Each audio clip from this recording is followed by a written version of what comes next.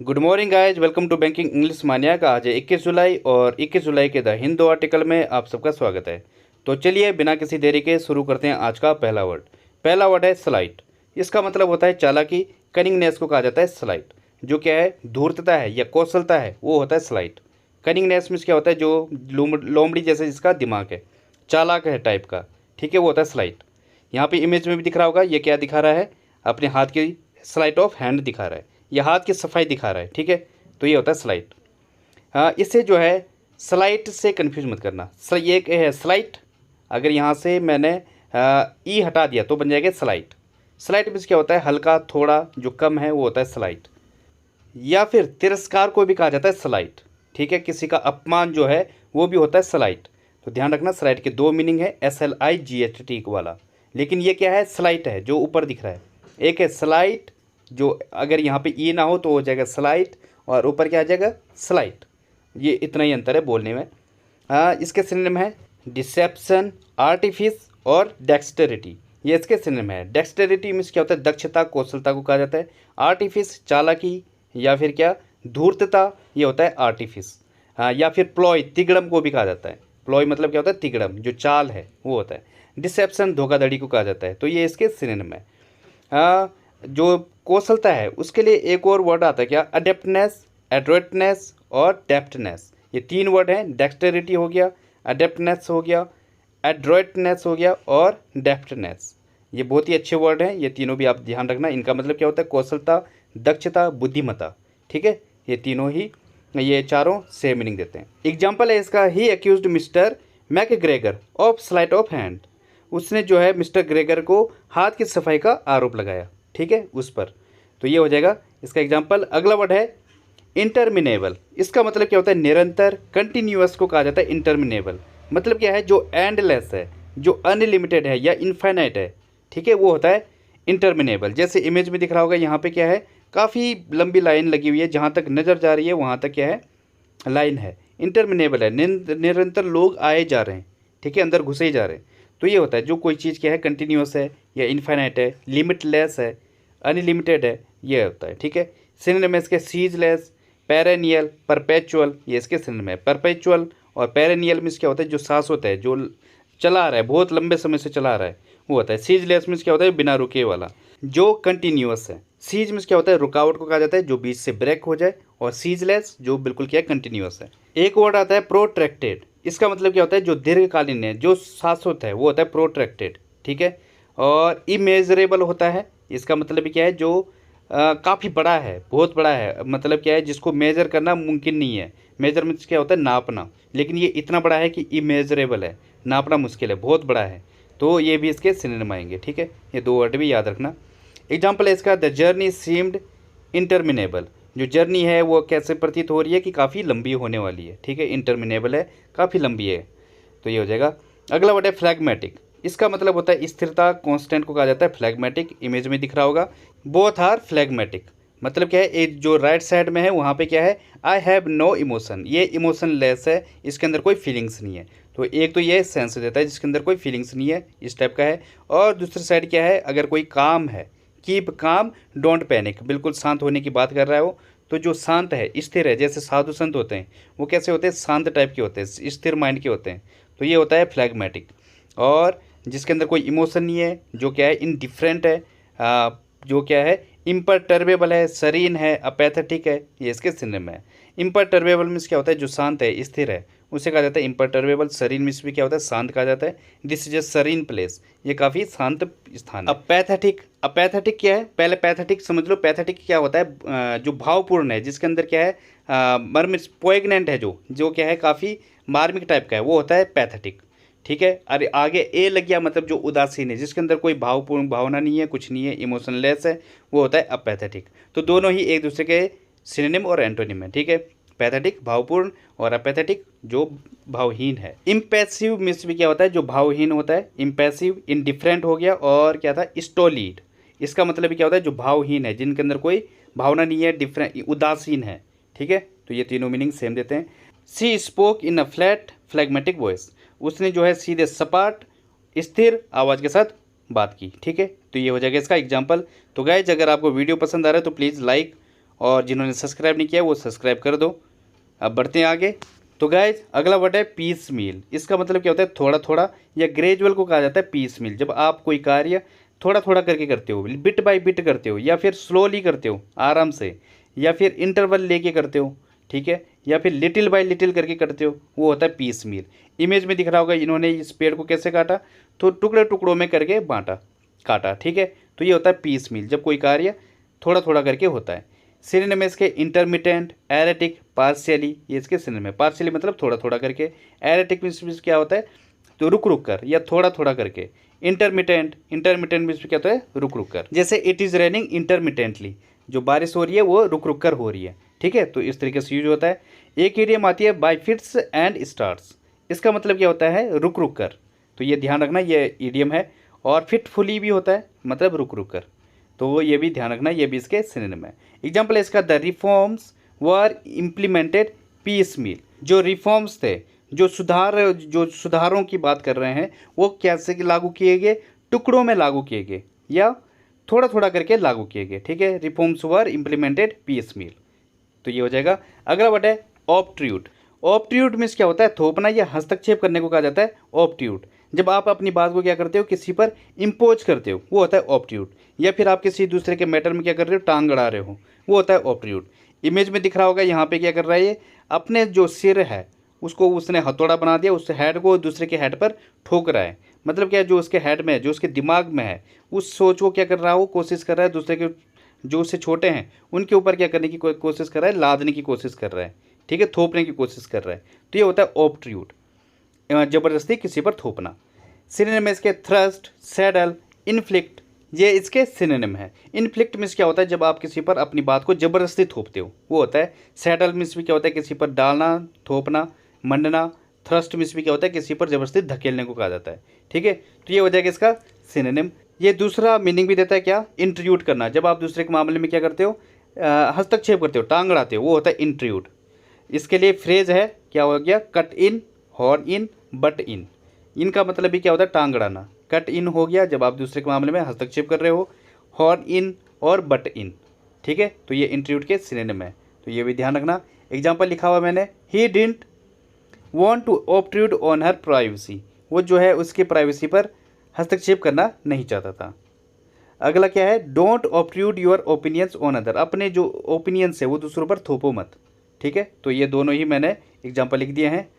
हाँ, अगला वर्ड है हेडविंड्स। इसका मतलब क्या होता है? विपरीत परिस्थिति या ओड्स को कहा जाता है हेडविंड्स। जो क्या है, आपके जो सिचुएशन है उसके विपरीत है। जैसे कि बारिश आ रही है सामने से और ये बंदा लेके जा रहा है छाता को, तो जो है इसको जो परिस्थिति है वो सामने से आ रही है, विपरीत परिस्थिति हो रखी है इसके लिए। तो ये होता है हेडविंड्स। जब लाइफ में क्या चल रही हो? विपरीत परिस्थितियाँ चल रही हो, आपके अकॉर्डिंग ना चल रहा हो, तो ये होता है। सिनोनिम में इसके एडवर्सरी, एंटागोनिस्ट, ब्रीज, ये इसके सिनोनिम है। ब्रीज मिस होता है हवा, एंटागोनिस्ट मिस क्या होता है? जो आपके प्रतिद्वंदी है, जो आपके विरोध में है, जो आपकी क्या है? अपोजिट में या शत्रु है, वो होता है एंटागोनिस्ट। एडवर्सरी विपरीत परिस्थिति को कहा जाता है। तो ये क्या है? इसके सिनोनिम है। एग्जाम्पल है इसका, the company had to deal with some headwinds. जो कंपनी है उसको कुछ विपरीत परिस्थितियों से जूझना पड़ा, ठीक है। तो ये हो जाएगा इसका एग्जाम्पल। अब बढ़ते हैं आगे। तो गाइज अगला वर्ड है लिंगरिंग। इसका मतलब क्या होता है? देर तक ठहरना या स्टे को कहा जाता है लिंगरिंग। जब कोई चीज़ लंबे समय से चली आ रही है या फिर देर करने वाली है, वो होता है लिंगरिंग। स्लो को कहा जाता है लिंगरिंग। इमेज में दिख रहा होगा जो इसकी खांसी है वो क्या है? लिंगरिंग कफ है, ये लंबे समय से ये खांसी चली आ रही है, तो ये होता है लिंगरिंग। वैसे इसको क्रोनिक भी कहा जाता है। लंबी समय से जब कोई बीमारी चली आ रही होती है तो वो होता है क्रोनिक डिजीज़। इसके सिनोनिम है परसिस्टिंग, लॉइटर, प्रोलॉन्ग्ड, ये इसके सिनोनिम है। प्रोलॉन्ग्ड मतलब जो लंबे समय से चला आ रहा है। लॉइटर मीन्स क्या होता है? मटर गश्ती करने को कहा जाता है। जब कोई बंदा किसी चीज़ को टालता रहे या फिर क्या कर रहा है? देर कर रहा है किसी चीज़ के लिए, वो होता है लॉइटर। परसिस्टिंग जो लंबे समय जो चला आ रहा है, परसिस्टिंग होता है। एक और वर्ड आता है क्या? इंड्योरिंग। इंड्योरिंग मीन्स भी क्या होता है? जो चला आ रहा है, चिरस्थायी टाइप का है, काफ़ी लंबे समय से खींचा आ रहा है, वो होता है इंड्योरिंग। क्रोनिक आप जान के, तो क्या होता है? क्रोनिक डिजीज मतलब लंबे समय से चली आ रही जो बीमारी होती है, तो ये होता है। एग्जाम्पल है इसका, the beautiful music is still lingering in my years. जो ब्यूटीफुल म्यूजिक है वो अभी भी मेरे जो कान है उसमें क्या है? गूंज रहा है या फिर ठहरा हुआ है, ठीक है। तो ये हो जाएगा इसका एग्जाम्पल। अगला वर्ड है अकीन। इसका मतलब क्या होता है? सदृश्य या इक्वल को कहा जाता है अकिन, जो कैसा है, सिमिलर है या रिलेटेड है, वो होता है अकिन। जैसे इमेज में दिख रहा होगा, इन दोनों की जो शक्लें हैं वो कैसी हैं, एक दूसरे से सिमिलर हैं, ठीक है, तो ये होता है अकिन। जो कंपेरेबल है, जो सदृश्य है, वो होता है। इसके सिनोनिम है एनालॉगस, सिमेट्रिकल, कोग्नेट, ये इसके सिनोनिम है। एनालॉगस मीन्स क्या होता है, जो सजातीय है, सदृश्य है, वो होता है एनालॉगस। सिमेट्रिकल मीन्स भी क्या होता है, सेम है, जो सिमिलर है। कोग्नेट, कोग्नेट मीन्स क्या होता है, भाई बंधु जो होते हैं, सगे संबंधी जो होते हैं, वो होता है कोग्नेट। एक और वर्ड आता है क्या, किंड्रेड। इसका मतलब क्या होता है, सगे संबंधी या परिजन को कहा जाता है किंड्रेड। और एक और वर्ड था कंसैंग्विन। इसका मतलब क्या होता है, जो सेम ग्रुप से है, जो संगोत्र कहा जाता है जैसे, या फिर क्या है, जो सेम ब्लड से है, वो होता है कंसैंग्विन, ठीक है, तो ये भी ध्यान रखना। इसका एग्जाम्पल है, this game is closely akin to rugby. जो ये गेम है लगभग रग्बी के जैसे जो है, ठीक है, तो ये हो जाएगा इसका एग्जाम्पल। अगला वर्ड है क्रेसेंडो। इसका मतलब क्या होता है, उत्कर्ष या जो हाइट है वो होता है क्रेसेंडो, जो जिसे पिनेकल या समिट कहा जाता है। जैसे इमेज में दिख रहा होगा, जब कोई चीज़ धीरे धीरे करके आगे बढ़ जाती है, ठीक है, और बड़ी बड़ी हो जाती है या शिखर पर पहुंच जाती है, वो होता है क्रेसेंडो। इमेज में भी दिख रहा होगा आपको, सी सबसे छोटा है और ओ काफ़ी बड़ा हो गया है, तो ये होता है क्रेसेंडो। एग्जाम्पल इसका, the music reached a deafening crescendo. जो म्यूजिक है वो डेफनिंग क्रेसेंडो तक पहुंचा या डेफनिंग चरम सीमा तक पहुंचा, ठीक है, तो ये हो जाएगा इसका एग्जाम्पल। अब बढ़ते हैं आगे। तो गाइज आज का रूट वर्ड है फाइल। इसका मतलब क्या होता है, लव, प्यार को कहा जाता है फाइल। अब देखते हैं बाकी रूट वर्ड। साइनो मीन्स क्या होता है, डॉग, कुत्ते को कहा जाता है। एरेगन मीन्स क्या होता है, वर्क को कहा जाता है।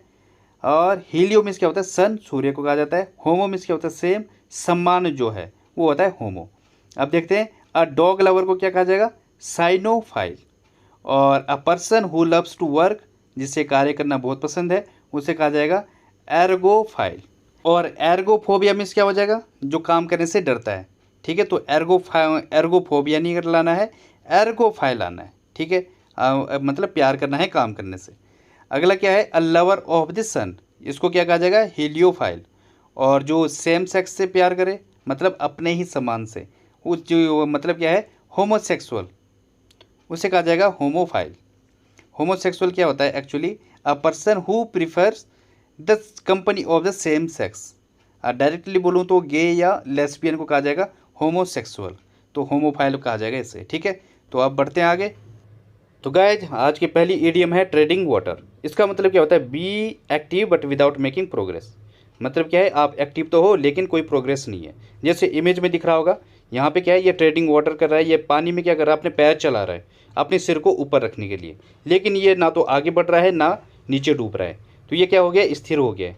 ये 24 घंटे से वहीं पे खड़ा है, जैसे इमेज में दिख रहा होगा। तो ये होता है ट्रेडिंग वाटर। सपोज जैसे कि आप लोग पढ़ाई कर रहे हो लेकिन क्या है, प्रोग्रेस नहीं मिल पा रही है। रीज़न क्या है उसका, क्योंकि आप सेम एफर्ट्स के साथ कर रहे हो। आपको अगर सक्सेस होना है तो आपको एक्स्ट्रा एफर्ट्स लगाने पड़ेंगे, ठीक है, तो आपको थोड़ा सा और जाना पड़ेगा। सेम उससे करोगे तो आपको तो लग रहा है कि आप कर रहे हो, लेकिन जो है प्रोग्रेस कुछ नहीं होगी उसमें, ठीक है। तो ये होता है ट्रेडिंग वाटर।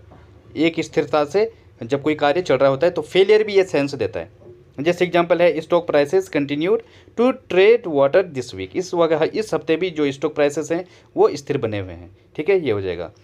अगली इडियम है हाई एंड ड्राई। इसका मतलब क्या होता है, इन हेल्पलेस और अबेंडन स्टेट। मतलब निस्सहाय को कहा जाएगा हाई एंड ड्राई। जब किसी को अकेले छोड़ दिया जाए, निस्सहाय छोड़ दिया जाए, वो होता है हाई एंड ड्राई। जैसे एग्जांपल है, दे pulled out of the deal at the last minute living us high and dry. वो जो है डील से या सौदे से लास्ट मिनट में क्या हो गया, बाहर आ गए और हमें क्या कर दिया, असहाय छोड़ दिया। या फिर पेरेंट्स के गुजरने के बाद जो बच्चे हैं वो कैसे रह गए, हाई एंड ड्राई रह गए। Because of the parents death the children left high and dry, ठीक है, तो इस तरीके से भी यूज होगा। अगली इडियम क्या है, ऑल एंड सन्ड्री। इसका मतलब क्या होता है, एवरी पर्सन इंक्लूडेड। जब आप हर किसी की बात कर रहे हो या सबको सभी को मिलाकर बात कर रहे हो। जैसे एग्जाम्पल क्या है, I don't want all and sundry knowing about our problem. मैं नहीं चाहता कि सभी को हमारी प्रॉब्लम के बारे में पता चले, ठीक है। अगली फ्रेज क्या है, लुक थ्रो। इसका मतलब क्या होता है, एग्जामिन एंड रीड क्विकली। जब आप किसी चीज़ को तुरंत एग्जाम कर रहे हो फास्टली तरीके से, या फिर फास्ट तरीके से क्या है, क्विकली रीड भी कर रहे हो, वो होता है लुक थ्रो। जैसे एग्जाम्पल है, I look through all his letters. मैंने उसके सारे लेटर्स क्विकली से पढ़ लिए, ठीक है, तो ये हो जाएगा इसका एग्जाम्पल। तो गाइज बढ़ते हैं आगे। तो गाइज कल मैंने क्विज दिया था आपको करने के लिए, तो कुछ लोगों ने किया, बहुत ही अच्छा किया। जिनका गलत हुआ है मैं उनको बता दूं। ये क्या था, बिसाइड्स और अपार्ट फ्रॉम था। इनका मतलब, इन दोनों का मतलब क्या होता है, सेम होता है, साथ ही साथ। लेकिन जो अपार्ट फ्रॉम है ये एक और मीनिंग देगा, क्या, इससे छोड़कर, नेगेटिव वाला। अगर कहीं पे नेगेटिव है तो वो भी मीनिंग देगा। अब यहाँ पे पहला क्विज किया था, जॉब आई डू नथिंग, मतलब क्या आएगा यहाँ पे, बिसाइड्स भी आ सकता है, अपार्ट फ्रॉम भी आ जाएगा। लेकिन यहाँ पे नथिंग आ गया है, मतलब नॉट आ गया है, नेगेटिव आ गया है, तो क्या आ जाएगा यहाँ पे, अपार्ट फ्रॉम आएगा। नेगेटिव के लिए क्या आएगा, अब सेंस क्या बनेगा इसका, मैं सिर्फ जॉब करता हूँ और कुछ भी नहीं करता। मतलब क्या, अपार्ट फ्रॉम जॉब, जॉब के अलावा मैं कुछ भी नहीं करता। ये सेंस बन रहा है इसका, ये मीनिंग बन रहा है, मैं सिर्फ जॉब करता हूँ और कुछ भी नहीं करता। लेकिन अगर यहाँ पे बिसाइड्स आता तो इसका मतलब क्या होता है, तो ये गलत हो जाता। तो एग्जाम में यही आएगा। दूसरा क्या था, there are several YouTube channels on YouTube apart from या बिसाइड्स बैंकिंग इंग्लिश मान्या। यहाँ पे क्या सेंस बन रहा है, बैंकिंग इंग्लिश मान्या के अलावा और भी बहुत सारे चैनल्स हैं यूट्यूब पर, ठीक है। तो यहाँ पे क्या आएगा, अपार्ट फ्रॉम भी आ सकता है और बिसाइड्स भी आ सकता है। मतलब क्या है, जो बैंकिंग इंग्लिश मान्या है इसके साथ ही साथ और भी बहुत सारे चैनल हैं, तो ये वाला सेंस दे रहा है। तो यहाँ पे दोनों आ सकता है, यहाँ पे कोई नेगेटिव सेंस नहीं दे रहा है, तो दोनों आ सकते हैं, ठीक है। अगला क्या था, स्वान सॉन्ग। इसका मतलब होता है अंतिम प्रदर्शन, लास्ट परफॉर्मेंस या लास्ट शो को कहा जाता है swan song. Farewell, wind up, adieu, climax, ये इसके सिनोनिम है। अब गाइस देखते हैं आज का क्विज। आज का क्विज क्या है, ये मैंने 2 दिए हैं। एक हो गया क्या, he ordered for 2 cups of T. इसमें से जो एरर है आपको आइडेंटिफाई करनी है, और बी है अनफेटर्ड, आपको इसके सिनोनिम लिखने हैं। ए वाले में आपको मैं हिंट दे देता हूँ, ये ट्रांजिटिव वर्ब है। अब आपको इसका एरर निकालना है, ठीक है, और कमेंट में लिखना है। बाकी इसका आंसर मैं आपको कल दूंगा। और गाइज आंसर लिखने में आलस मत दिखाना, क्योंकि छोटा जो आलस होता है यह हमारा बाद में बहुत बड़ा प्रॉब्लम खड़ी करेगा। तो अब इससे अगर एनर्जेटिक बनने के लिए आपको इसका आंसर जरूर लिखना है। ये प्रयास छोटा सा है लेकिन बहुत काम का है।